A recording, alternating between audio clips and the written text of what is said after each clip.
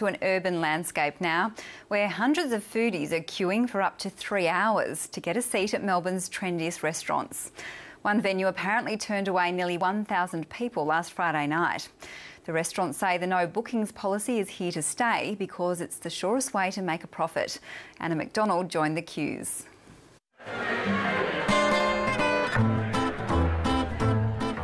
It's 6:30 on a weeknight in Melbourne and the wait is on.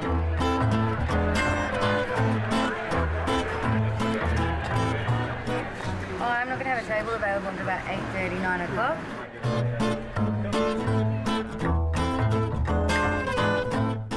It's a phenomenon that's taking over the city. Restaurants refusing to take bookings, leaving hundreds of hungry people waiting for a table.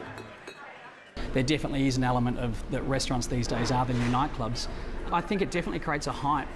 You're either going to be a fan or you're not going to be a fan. And I think that as we've seen wait times blow out to 90 minutes, 2 hours, 3 hours, there are people who are pretty unenthusiastic about it. Mamacita is one of a handful of restaurants in the city that doesn't take bookings. It only seats around 80 people, but on a busy day it can feed up to 600 mouths. Matt Lane is the operations manager and says if he did take reservations, Mamacita simply wouldn't exist. From all the figures that we've done and all the projections we've done, we needed to get X amount of people in the door to make it viable, and we just saw that if we did that through reservations, it wouldn't be a viable business. It's a sentiment shared by John Canis, who runs the much talked about Thai restaurant Chin Chin.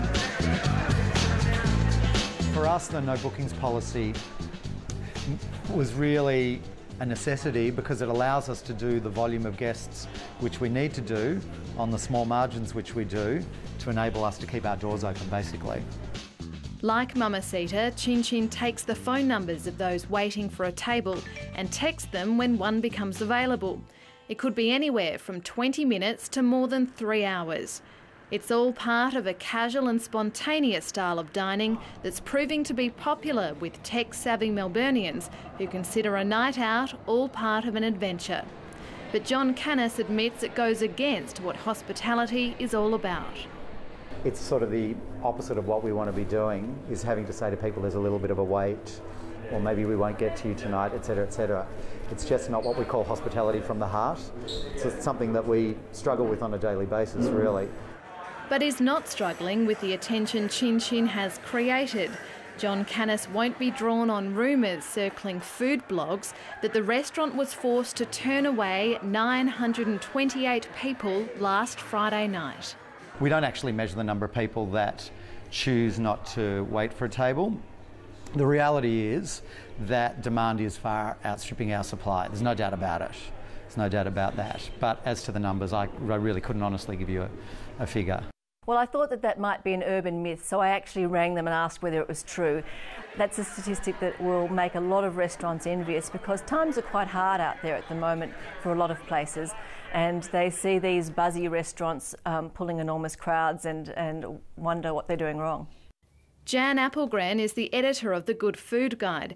She says the hype surrounding a handful of eateries is not representative of an industry that's under enormous strain. I don't think that there are a whole bunch of new customers out there. There are a lot of new restaurants and they're all competing for the same customers, so it is tight. In this year alone, 70 new restaurants have opened up in Melbourne. Food costs have gone through the roof, power costs have gone through the roof. It's really, really competitive and it's really, really hard to stay ahead, and I think that a lot of restaurants are finding that the only way that they can do that is to guarantee bums on seats.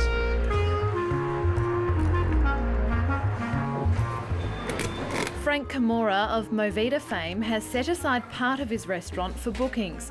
He says it's a good way of catering for those who like more certainty when they go out for a meal.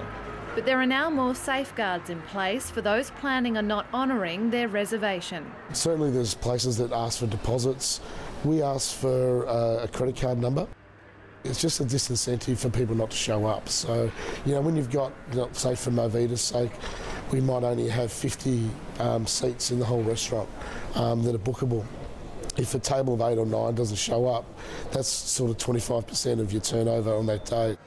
It's yet another sign of a changing market, one fine dining is falling victim to.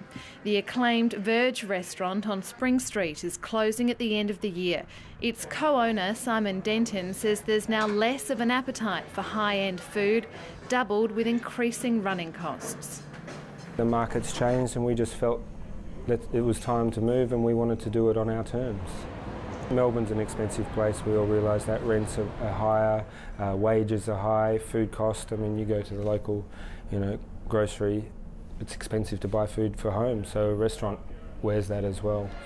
So while Simon Denton considers his next move, it seems those queues are here to stay. I don't think I'm like... The food is fantastic. In 1999, I think Florentino threw away the dress code for the last time. I think we now only have one restaurant that I can tell you about that has a dress code still in Victoria that we know about. So I think that it's been an evolution, but certainly people want fun dining as much as they want fine dining. 45 to get up the stairs. You can't really blame the restaurant for being busy. You can only blame yourself for waiting. So, if there are other options close by, which there are, I mean, there's a lot of different great restaurants within the Melbourne CBD, then, just it's up to you to find them. Anna McDonald reporting.